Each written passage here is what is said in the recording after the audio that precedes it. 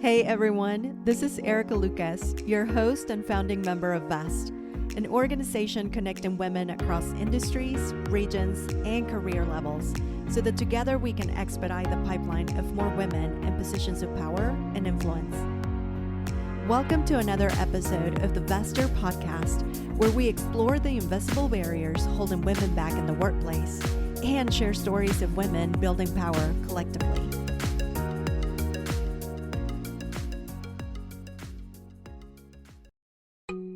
The legal industry is a really tricky one in my mind to make work for women because of a lot of these barriers in place from how do you make money, and you make money by working more hours. That in of itself is problematic. You know, I was kind of ready for the opportunity to see what I could do with it, let's be honest, see how much money I could make and not have to pay it to the guy upstairs, right? Right. Yes. Let's just get that out here. I had somebody describe it to me one time at a women's legal conference I was at, that it doesn't have to be a career ladder. It can be a career web where you move from side to side and up and down and all around, depending on your needs at your life. The difference between now and 10 years ago when I started practicing, or even now and 20 years ago, from what some of my partners say, is because we are remote, because we have cell phones, because we have email. Oh gosh, the demand I know where is you're so going. much higher. Absolutely. You know, it's in one way, it helps us break barriers because it allows us to create the schedule that we want. In another way, you're always working. When it comes to law school, women outnumber men in both enrollment and graduation rates. Women also account for almost half, or 47%, of all law associates, though that percentage drops significantly to just 22% when looking at the number of equity partners at law firms. There's also a big discrepancy in earnings. Median weekly earnings for women lawyers are reported at $1,600, while men reported earning $2,300. In this episode, VEST members Liz George, founding partner at the law office of Liz George, and Danae Grace, shareholder at McAfee and Taft, talk about the challenges women still face in the industry and the difference between working for an established firm and running your own practice. Liz, so tell me, why did you decide to go into the practice of law? So I don't know if you know this about me. My undergrad is in vocal music. So I did operas and musicals in college. For a very short time, I had a poli-sci minor. I don't have a good explanation for that, but I ended up just finishing with a Bachelor of Arts in music, and didn't really know what I was going to do with that, and actually didn't go back to law school until I had practiced or worked as a banker for several years. So I'm not one of those people that has the cool story, like, oh, I know I was going to be a lawyer since I was 8 years old. Right. I don't know. I just kind of decided to do it. And I was one of those students where I didn't know what a plaintiff or a defendant was my first day of law school. So I really kind of went into it pretty blind. And it worked out okay, thankfully. How about you? Well, similar. It's funny you mentioned political science because that was my undergrad degree, which I found to be fascinating, but no one told me that it was almost worthless from a practical standpoint. Same with music, right? Right. So I thought, wow, I'm going to study this and this is going to be fantastic and amazing. And I love politics and it's interesting. And then I'm not from Oklahoma, which is where I went to school and where I was wanting to live afterwards. And so I didn't have the connections to get into politics at the level in which I thought it was glamorous and interesting. And once I realized that, I decided, well, I actually don't want to do local politics. And so maybe I'll just go to law school because it will be a degree that looks good on a resume. It'll give me more time to figure it out. I don't really want to practice law, but I can use it to advance my career. And so I thought, well, I'll do this. And when I went to law school, I had I thought lawyers were what you see on TV. I grew up with the TV show The Practice. I don't know if you watched Oh, it. sure. I always loved it. Watched it with my parents. I was more of a SBU Yeah, gal, right. but So I thought everyone did litigation. You went to court, you sued people, you defended people who were accused of crimes. And I thought, well, that doesn't really sound interesting to me, but I'll get the degree and then I'll figure it out from there. And once I got into law school, I learned by virtue of an internship that I did at the firm I am now, that there's a whole hundreds of practice areas of what you can do, and a whole series of practice areas where you never have to go into court ever.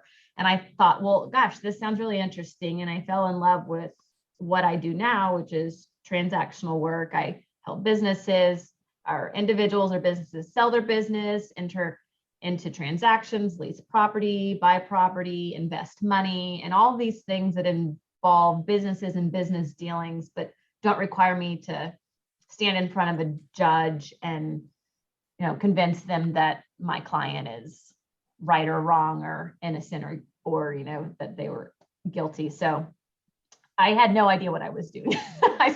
I stumbled into this career, and I'm, like you said, I'm glad I did. It turned out okay, but it was not a universe that I was very familiar with, just by virtue of not having anyone in my family that even went to college, for that matter. But to law school, there's a whole other world out there that I don't know that's not glamorized on TV.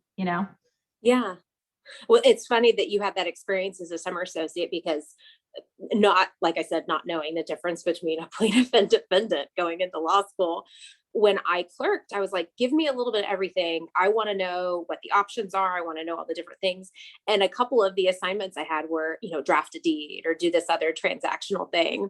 So like midsummer, they're like, what work do you like? Where do you think you might want to fit? And I'm like, anything except for that stuff. I don't want to do anything transactional. So, everybody has their place they fit. And it's nice that you figure that out at the beginning, because I have to do just enough transactional work to keep a few clients happy, but otherwise, no thanks. Yeah. And I think law school is interesting too, because it's geared, in my opinion, more towards a litigation practice, because those are a lot of the principles that you deal with in going to court, the procedural rules with classes like civil procedure or criminal procedure. There are what I would call transactional classes, but you don't get a lot of the practical hands-on thing. Everything is in light of reading a court case and seeing how a court decided it. So in my mind, that's always through the lens of litigation, opposed to my universe. Hopefully those contracts never get litigated. And it's just a mutual agreement between parties about how they want to proceed on a transaction. So I think it's interesting too, because even you can go through law school and not even know what a transactional lawyer does, because it's not as built into the law school system. Now, some schools are doing practicums and things like that, but there's a whole of my recommendation to people would always be, even if you don't want to be a litigator, you could still go to law school and use your degree and practice law and not go to court. You could do estate planning, or you could do real estate, or you could be a tax, attorney and help people. In-house counsel. Yeah. A variety of things. So I guess from the aspect of would it be what I expected going in and practicing? I mean, law school maybe was not what I expected, but once you got into practice and you went through law school, do you think the practice of law, you decided, okay, I want to do litigation? Is it what you thought it would be? Generally, yes. I mean, at least like the part that everybody gets to see, at court, et cetera. But I've made this comment more lately. Maybe it's just the nature of where I'm at in my practice, because I manage so much of my own cases now. I'm not really working with a partner who's bringing in the business. I have to do that part. I would say 90% of what I do is managing people, which depending on what my mood is, sometimes I refer to babysitting adults. And the other 10% of my time is actually practicing law. I was making the comment to someone the other day that if I had a larger firm with more people and multiplied the number of clients I have with pretty significant needs that impact their personal lives, I would have a counselor like on staff that when they were having those issues, I could direct them to the non-legal person who, doesn't have to charge them my hourly rate and can help work through some of that, because so much of what we do is helping people navigate really difficult life choices, whether it's transactional in a big business deal they're doing and they're trying to protect themselves, but also not miss a great deal. Or, hey, I'm breaking up with my former business partner and I need help, protecting myself, but being fair about it, et cetera. So it's, we deal with some heavy stuff, heavy enough that people are willing to pay us to deal with it for them. So it's tough.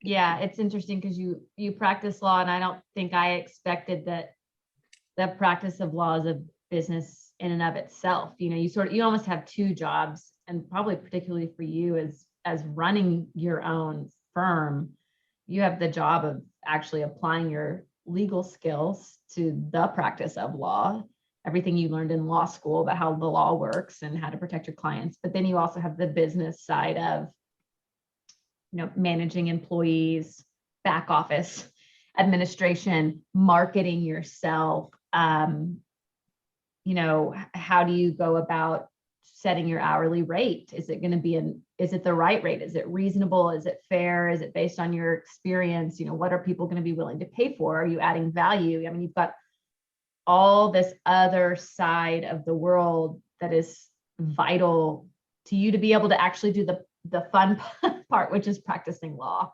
And I don't know that that's something. I'm at a large firm, and so one of the biggest upsides of that is that I don't have to think about a lot of that. I don't have to worry about finding stamps for the mail. I don't have to worry about putting paper in the printer. Marketing is handled for me. I've got a website that if I want an update, I send an email to the marketing office and say, please add this to my online bio, and they'll edit it and finesse it for me. And so that's one of the upsides of being at a large firm, is all that is built in, and it's off my plate. And so how do you manage that? And did you take that into consideration when you decided, you like me started at a big firm and you decided to go out and transition to being on your own? How and why did you decide that? And how do you do it? And all of those things. Oh my goodness. So a couple of things to unpack there. One, absolutely right. Like at the big firm, you have that infrastructure, and I do miss it. Like, I'd be totally honest about that. Right. And I remember, in my early part of my career thinking people are crazy to go do this on their own. Like, I can't imagine. My husband is also a business owner and has multiple pharmacies with some partners, and, has his whole team that helps do that stuff. And, has always kind of encouraged me to think about it. I'm like, oh, that sounds so overwhelming. I don't want to do it. But then it kind of got to the point in my career, I live outside of the metro. And so my drive was pretty significant. I was up for partner, and it's like, okay, we need to make some big life choices here. We need to move closer to mom's office so that we can function on a day-to-day basis now that our kids are more involved in extracurriculars and, that whole calculation. Right. Or I need to do something different. And, some of it was I wanted the flexibility to kind of control the work that I did, which is, that's a different calculation when you're at a large firm. But also, I was kind of ready for the opportunity to see what I could do with it. Let's be honest, see how much money I could make and not have to pay it to the guy upstairs. Right. Right. Yes. Let's just get that out here. And so, I did. I was terrified, took out a loan because I wanted to make sure that I told my husband, the commitment I made to him was, if I do this, I'm not going to change my income. I'm going to keep my income the same, hopefully grow it over time. And so we put some things in place to be able to do that. And thankfully, a lot of my clients wanted to stay with me and grew pretty quickly. And so it's been fine. I know that's not everybody's story. For me, thankfully, I'd been practicing long enough that I had a good reputation and a good solid set of clients that, kept me going at first and allowed me to grow. But, I feel like when I left, I felt like part of it was, I don't want the stress of working these hours and blah, blah, blah, blah, blah. Let's just be honest that has not changed. I am working more hours, but it's like you said earlier, a lot of those hours are now dedicated towards, there's mold growing on the ceiling tile because we have too much humidity in the office. Who's going to take care of that? I have to make sure that gets taken care of. Yeah. Or, the wasp nest out front that I have to spray when I leave. Like I got to do that stuff now.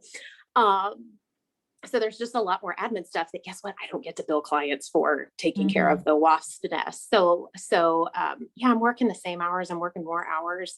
Just some of it is not even billable for clients because I've got to take care of everything else. But I also don't have the overhead of paying, a staff of 10 to handle all those things. I do have some staff that helps me. So that makes a huge difference. But, the stress is the same amount, but it's different. And I think the reason it's a little more bearable for me now is it's one of those deals, like the harder I work, the more successful I am financially and in my career. And that's just a different calculation when you're at a big firm. It's not as, you can't monetize that quite as easily as when you're on your own. When it's Friday at 3:00 and you're like, I'm done, I'm going to leave. Versus, okay, 2 more hours, I can make X more dollars if I just knock this out and get done. So money is a motivator. I mean, there are other things that motivate me too, but that usually will keep me going when I want to stop on Friday afternoon at 3. So I want to pivot back to something you said that caught my attention, which is you had clients that you had built a relationship with that took a leap to leave a trusted law firm's name, and to go with you. Why do you think that they had that, or how did you build that relationship with them where they felt comfortable doing that? I was really blessed at the firm that I was with, that I had some wonderful mentors who taught me how to be a good lawyer and a good client relationship person very early on, and really trusted me to kind of take on clients that came into them that maybe didn't justify a partner's rate. So I pretty much handled things for them. And over the years, those relationships just developed. And some of them even got to the point where they didn't know anyone else at the firm but me. So a lot of that was due to the trust that some of my mentors placed in me, but also the skills and tools that they gave me. And I still have a great relationship with the firm I was at. I co-counsel on a number of cases with them to this day. And they, that was never a negative transition for me, which this is there's a lot of lawyers in Oklahoma City, but it still is very small. I mean, those are not bridges that you ever want to burn. And thankfully that my departure was not any of that was involved. And those people all still continue to check on me and send me work, and I refer cases to them. And I think that's a really, really important thing for people too, in the business industry generally, but really for lawyers. It's critical to maintain those relationships because you just never know when that might be important for you personally, but also important for a client that you might take on, to be able to have those relationships and networking. And you mentioned marketing earlier, and, other than like having a qualified looking website and a social media presence, I've not really had to do much because of the relationships that I've maintained with other lawyers. And I would say the majority of my work comes in from referrals from other lawyers who know the kind of work that I do. And I'm sure it's similar for you. Yeah, I've had a similar experience where a lot of, being at a large firm, one thing I didn't realize at the beginning of my practice is how important internal referrals are. So building your reputation within the firm so people know, oh, wow, we have this new associate. She's been here a few years. She's been doing really well. I have a client who needs someone at her level to help on something. I'm going to ask to see if she can work on it. And building those relationships inside the workplace to build trust with your colleagues. And then even with outside the workplace with other firms where you work with on a transaction or a matter with someone and you have a good working experience with the attorney on the other side. And they, as you know, we deal with conflicts issues in the legal world where we have ethical rules with respect to who you can represent and who you cannot. And there are times when we are conflicted out of a matter, or someone might be conflicted out of a matter because of a prior relationship with a client, or someone on the other side. And so you get referrals from other people outside your workplace. And so I would say the majority of the growth in my practice comes from internal referrals and often from good experience clients have, where they tell a friend, hey, I just used Danae on this. She was awesome, loved her. It sounds like you're going to need somebody on that thing that you're doing too. You should reach out.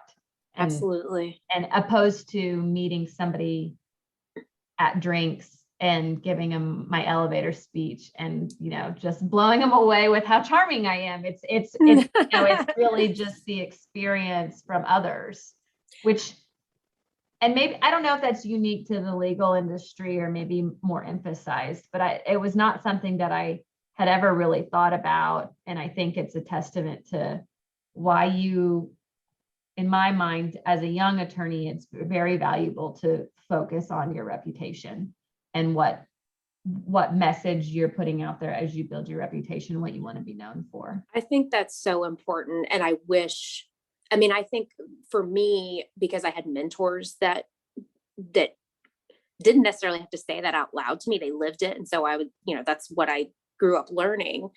But I think that's such a critical thing that once you mess it up as a young lawyer, you can't really get it back. And so a thing, this is going to sound like I'm bragging, but I don't mean it as bragging. I mean it because I want people to understand how important it is you have got to be responsive to your clients, even if it's, hey, I'm sorry, I'm running behind. I've had this other emergency matter come up. I promise I haven't forgotten about you. That's all people want. Like, they're paying us way more money than people ever thought they are going to have to pay for legal services. People who don't consume legal services all the time. Right. And so they want to know that you care. And even if it's, the email I had to send this morning to a client, hey, I'm stuck in court. I thought I was going to be able to get to this today. It's just not going to happen. Still on target to finish this week. That's managing those relationships with your clients and with counsel that you're working on, even when you're adverse to each other, is so important, because you can't get it back once you've tarnished those relationships. It's, like I said earlier, it's such a small community. People will know.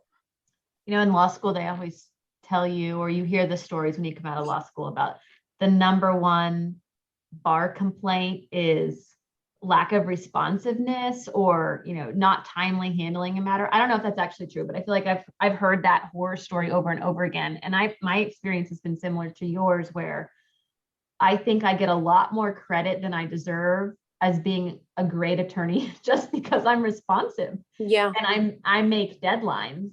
And if I say I'm going to do something, I do it within a time period, or I let you know well in advance that some catastrophic reason has gotten in the way, and here is the new deadline. Is that okay? And so just being able to communicate those things, I think, is something that people really value, because, as you said earlier, they're hiring us because something went wrong, or because it's something important enough where they're willing to pay for this service. And so you really have to keep that in mind, that you are truly a service provider, and you are just the fact that you can be responsive and communicate well gets you a lot farther than you would expect, even if you're a fresh baby attorney and you don't have the legal experience and skill set to really blow people away on that end of the practice. You can at least manage their matter with great attentiveness, and they really appreciate that. Yeah, it's huge. So comparing where you're at today with where you were when you started, how long have you been practicing? A little over 10 years, Okay. Not including, law school, clerking, et cetera. Right. I'm in the same boat. So can you tell a difference between the practice of law, generally speaking, 10 years ago versus today, and then as a challenge that a young female might face coming into the workforce between the last 10 years? Oh, that's really interesting. I think you're seeing some more flexible models for the practice of law than you maybe did 10 years ago. But even so, I think it's one of the pitfalls of what we do is the billable hour, right? And like, not everybody that practices law lives by the billable hour. Side note on that issue, I find myself living my life in 6-minute increments, whether I'm at the law office or not, right? Like, even in your personal life, you're like, oh my gosh, I just billed 0.4 cleaning the dog doo-doo out of the backyard. Like, that was not worth it financially. I should hire someone to do that because I could have been making XYZ money for 0.4. So it's a sad, sick thing that we've done to ourselves by measuring our lives in 6-minute increments. But kind of back to the question is, I had always kind of hoped maybe we'd figure out a way to get away from that model. And I think you're seeing more flat fee, mixed billing models now that help with some of that.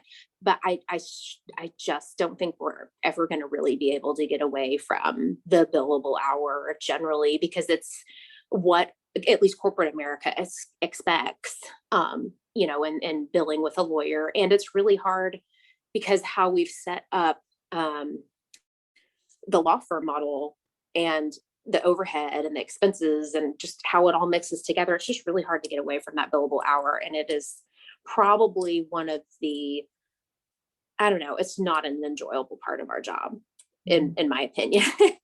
So while I hoped that it would maybe change more than it has, I don't know that it has, and I don't know that it ever will. But I do think you're seeing, especially over the last year and a half with COVID, it's really fast tracked this idea of remote legal work, and even courts where someone like me does have to appear. You're seeing a lot more of that being done, remotely, virtually, telephonically, those sorts of things. I have a really heavy litigated case down in Miami that I've been handling for almost a year, and I've not been down there once. So I do think you're having a lot more flexibility in that. There are a lot more virtual law firms, so people that don't even have an office like you and I, that practice very successfully without that. So I do think that there's more flexibility. One thing that I have wanted to see on that front, and I think this remote virtual office idea will lend to this, and I even have a part-time associate who I use this model with, is, maybe that person who doesn't want to work 60 hours a week, who doesn't want to bill 1,900 hours, but wants to practice law, can do some project-based work, or do, I want to work whatever hours I want to work. And when you have a project, I'll happy to entertain doing that and set up ways for, parents, or maybe somebody whose real joy in life is to travel, but they still like to be a lawyer. I think it's creating a lot more flexibility than we used to see in the old school law firm. You're, got to have cheeks in the seat 50, 60 hours a week. Yeah. And so I hope that we start seeing less attrition than we've seen in the last 10 years, especially, from our perspective, young moms. They go to law school, they go straight from high school to undergrad to law school. And then they, a lot of them aren't even getting married until law school or later. And then they're wanting to have families. And then they have a family and like, oh, wait a minute, how am I supposed to do all this?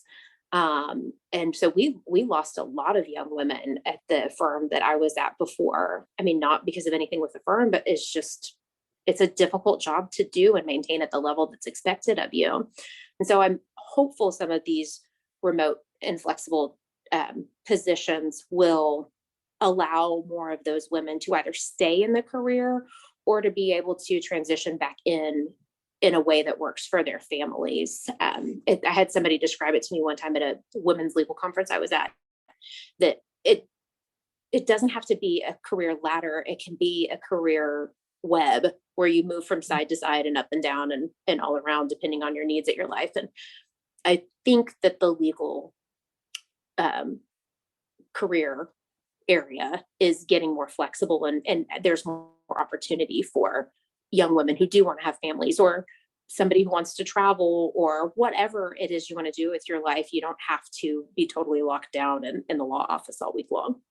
Yeah, I agree. And I think that's been one of the many blessings, if you could say that, or the upsides of a very awful pandemic, which is the advancement of more flexibility and more flexible work options. Because I think the practice of law, because you do make money by billing hours to clients, you are forced to sit and work. It's less about generating work or originations. Those are also important, but really it comes down to billing the hour. And so with the structural barriers in place for people who need a flexible work schedule, I think that remote option can be really valuable and is one of the great things, because a lot of what I had heard in a pre-COVID world was, well, that will never work.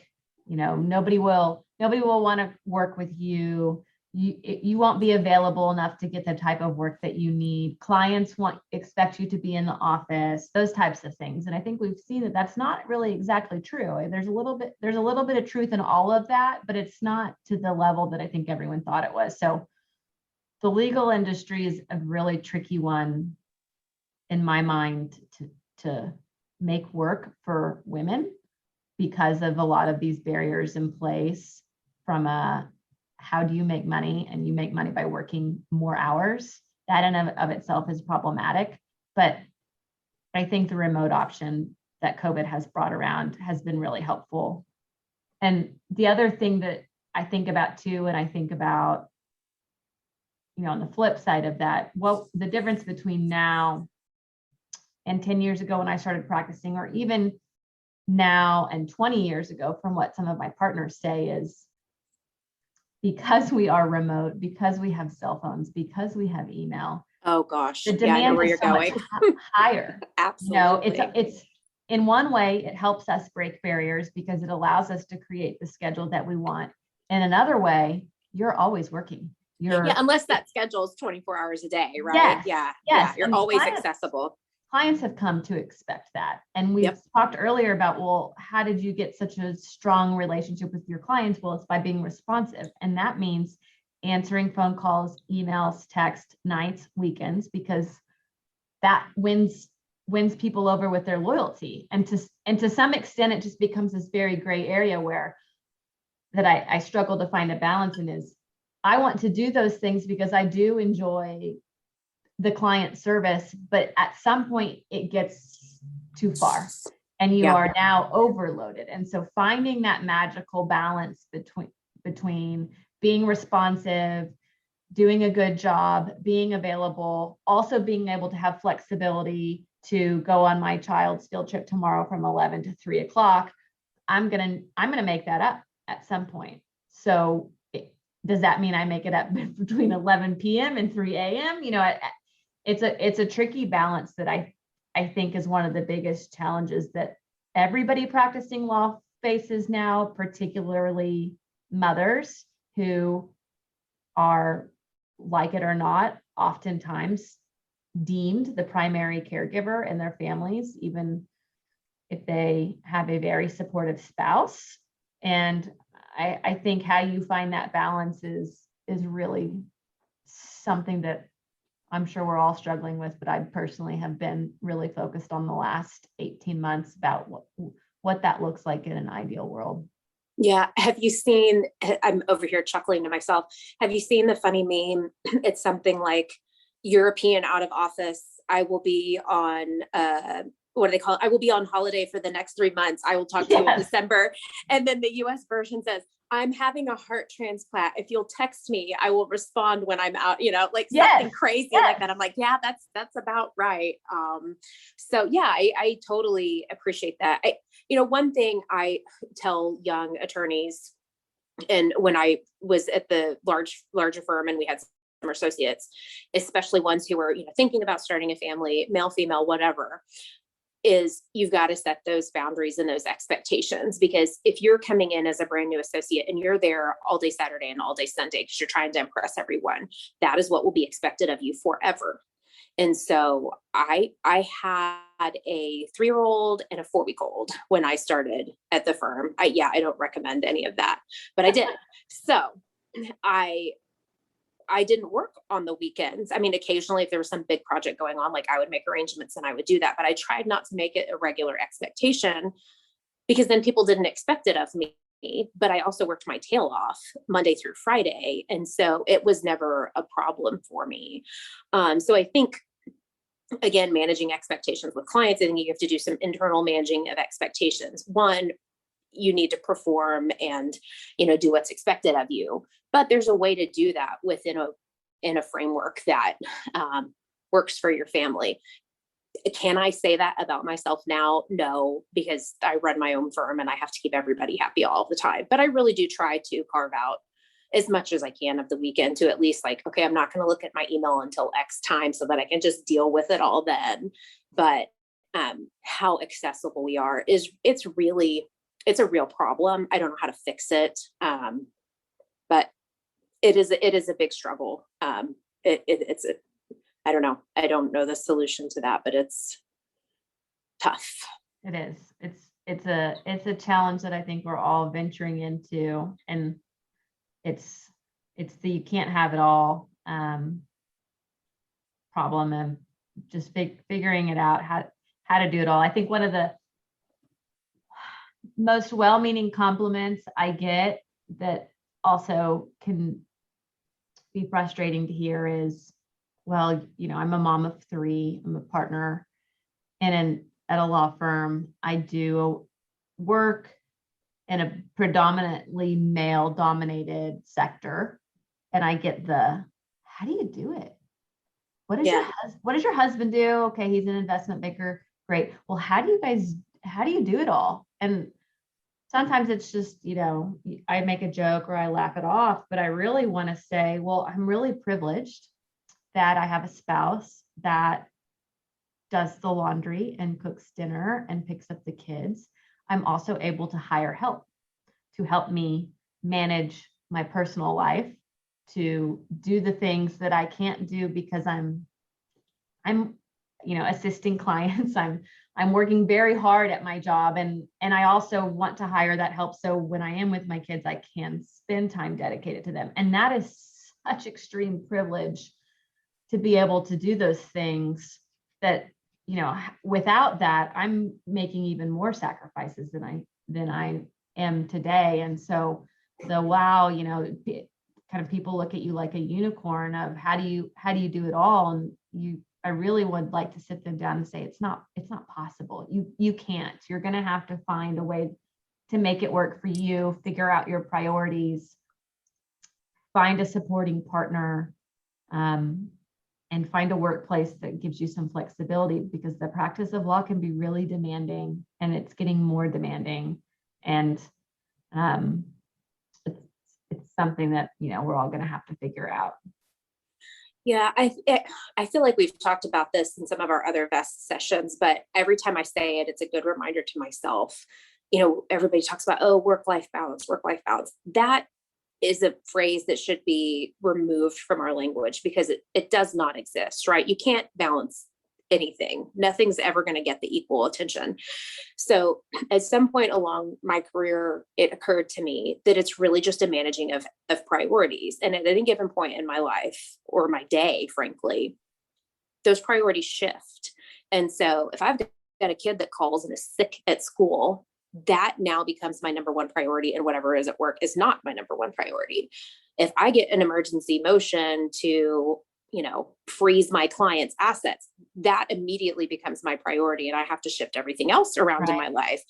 Nothing is balanced at that point of time. Something is definitely losing out whenever this other thing becomes my priority. And so I think once we get okay with saying out loud that at this very moment, my children are not my top priority and my work is, or at this very moment, my children are my top priority, and I'm sorry, client, you are not. we have to get comfortable with that, because that's the only way to function, is to let go of that internal stress about I have to be all things to everyone at all times. And instead say different things have different levels of importance depending on what's going on right now. I love that.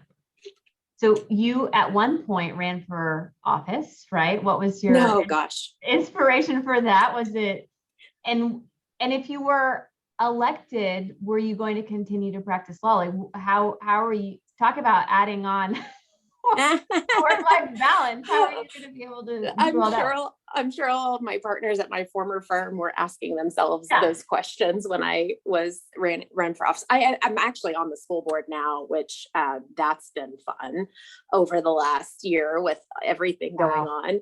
But so I don't know. I've always been very interested in politics. And this kind of comes full circle back to the practice of law, I think.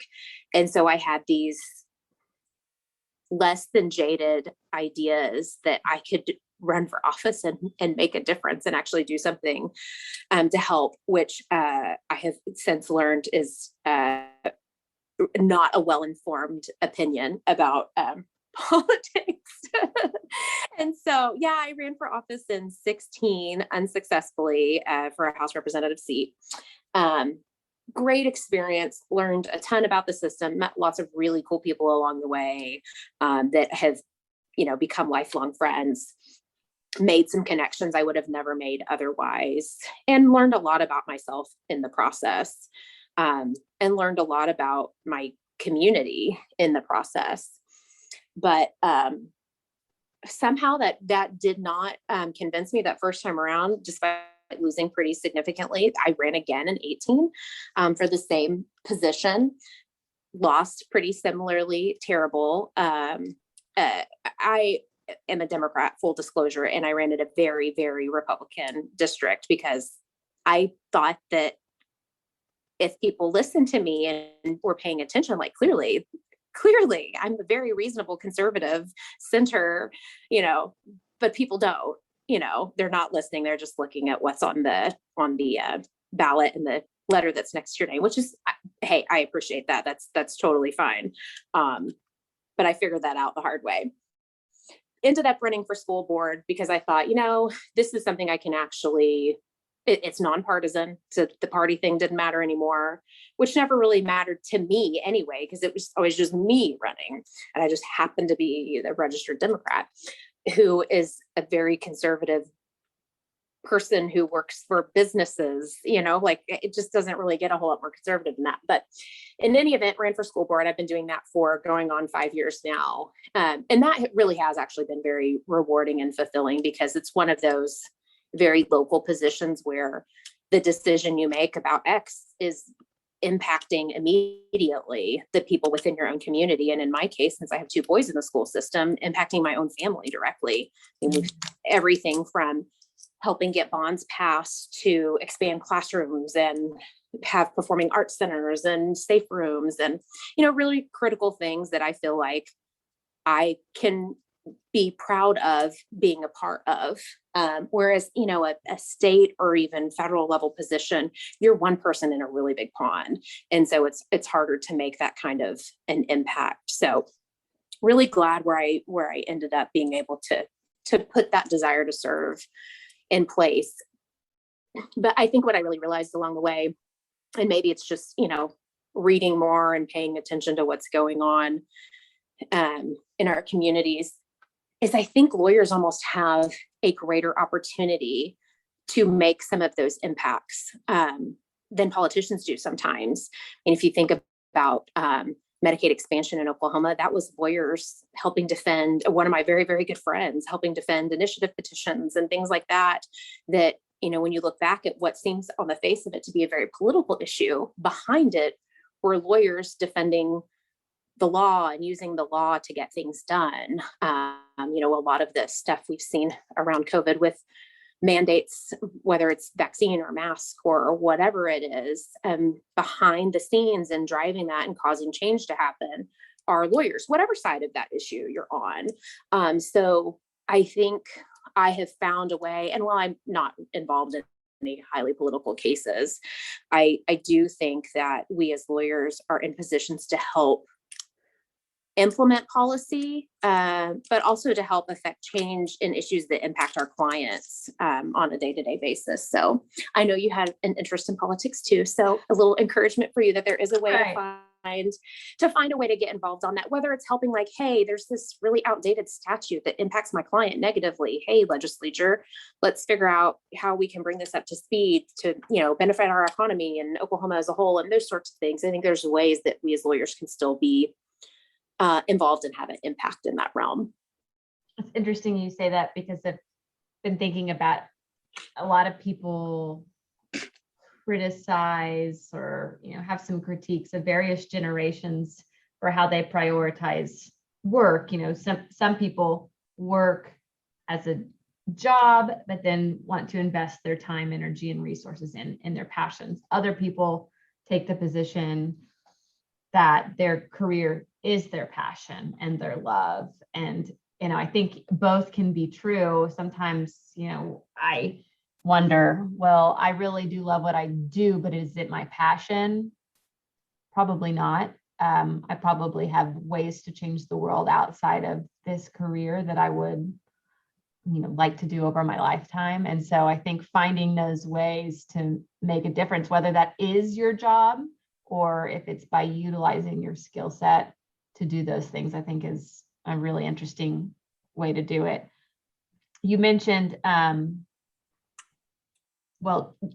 do you come to a point where you can protect yourself from burnout and fatigue? I feel like burnout is the word of the pandemic for good reason. Unfortunately, I know that I deal with it. Have you found a way to survive? And do you have a tidbit for those people who are feeling themselves reaching that level of burnout and fatigue as we enter, month 18 or whatever it is? I've lost count. Yeah. It's something I've struggled with throughout my career. Even pre-pandemic. And I think I've seen it in maybe the generation behind us. I've got friends who graduated law school after me. I've had 2 jobs, right? One at the firm I was with before, and then myself as in my legal career. And I've got some friends who graduated after me who've already had 10 jobs. And I when I talk to them and when they call me at different crisis points in their life, I feel like those job shifts are indicative of points where they've reached burnout. And so their solution to the burnout is to change positions. And maybe that works for some folks. That's just not me. Like I can't change that often, even though there are definitely days where I'm like, I'm moving to Paris and I'm just going to like intern as a chef for someone, like just call me. Right. And that's where I'm at. And so to sit here and tell you that I've got solutions to that, I don't. I've figured out how to cope with it and have realistic conversations with myself and my spouse about where I'm at, how I'm feeling, and how to deal with it. And there was definitely a point in our careers together where I was coming home every day just complaining about everything without solutions. And my husband's always been a great sounding board for me. What are you going to do about it? Like, how can we fix this? Blah, blah, blah. And so yesterday when I came home, and it was a Monday, so it's just a Monday, right?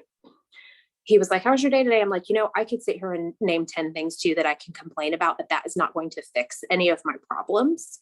What's going to fix my problems is putting my chin down, making it through the week, setting a goal, but if I can just make it through these X number of days and get these projects done, that it will be okay. And sometimes that's what you have to do. Other times it's like, I have this vacation scheduled on the calendar for 3 weeks from now. I just got to plow through so I can go enjoy that vacation. Yeah. And I think everybody has different ways of coping. But I think you have to figure out for yourself, like, why is it that you're staying where you're staying in the job that you're in the career that you're in? And if you have a good answer for yourself for that, then you have to figure out how to make that work. If you don't have a good answer for that, then maybe you do need to explore a different career option. But there are definitely days where I'm like, this is the worst possible career I could ever have thought of. People literally pay me because they are so angry as a litigator, right? They're so angry that they're willing to pay me thousands of dollars a month to deal with their problem. Like, that's how angry they are. Yeah. And so my poor boys, when we were working all remotely so much last year, I would take phone calls at home. They're home doing virtual school. They're like, Mom, there's so much negative energy coming from you on every phone call that you're on. I'm like, do you understand what mommy does? Do you understand how upset people are if they have to talk to mommy? So it's a lot. And it is a really easy career to get burned out on.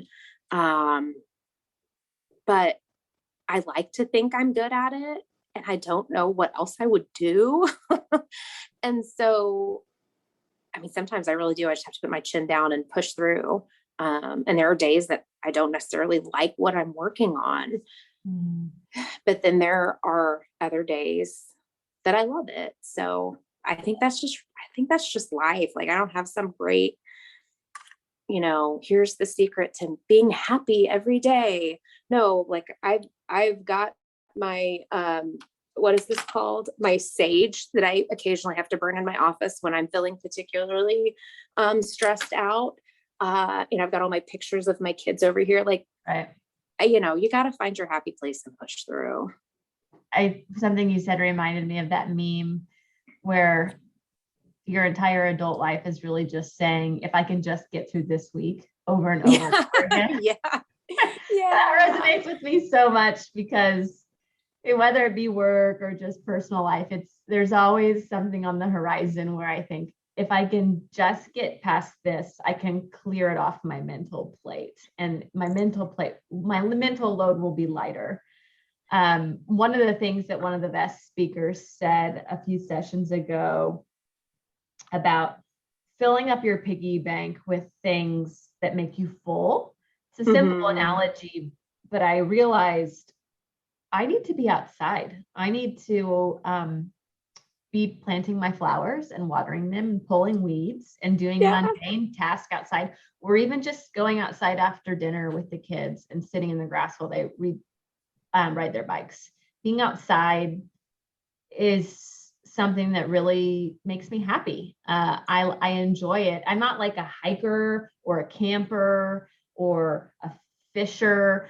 I want to be outside for short periods of time, and flowers are a good thing to be involved. So I found that that's one thing I do. And I think in the winter that becomes much harder, because the weather where we live does not always allow it. And so I need to find another outlet for that. But even just finding those little things, and on a beautiful day like today, I will definitely be outside tonight enjoying the weather.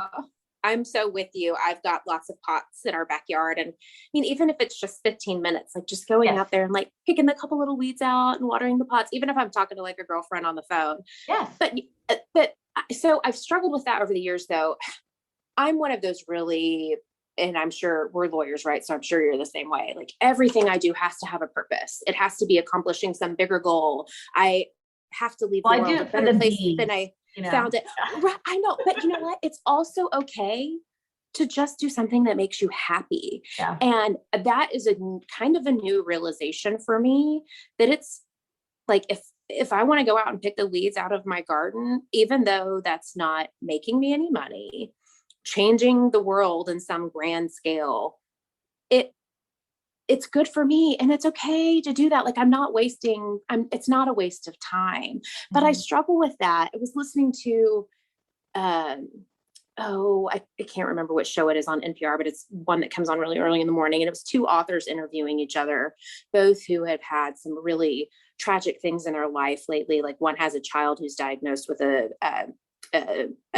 terminal illness. And then the other one, the author is diagnosed with a terminal illness. And they were talking about like weighing the important things in your life and what to do.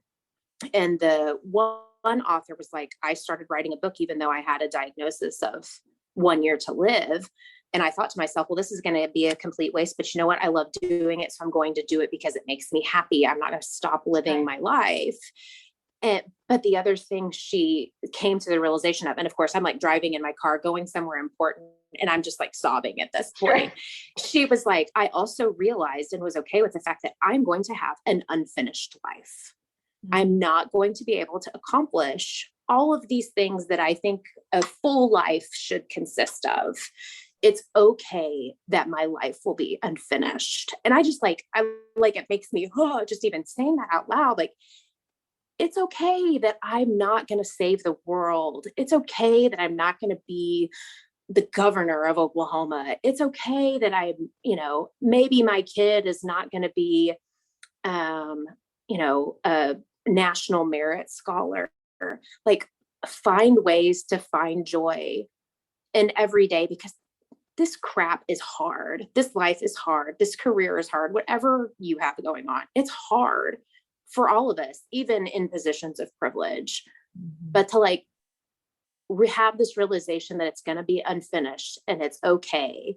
And that this counter to, I just have to make it through this week, to stop and take the breath and pick the weeds out of your garden, is a really important part of making it through that week. And I have a hard time with that. I have a hard time stopping and doing that because I feel guilty about it. If you enjoyed this episode, leave us a review and subscribe to our podcast for future episodes. You can also join the conversation by becoming a VEST member. Go to www.vester.co and apply today.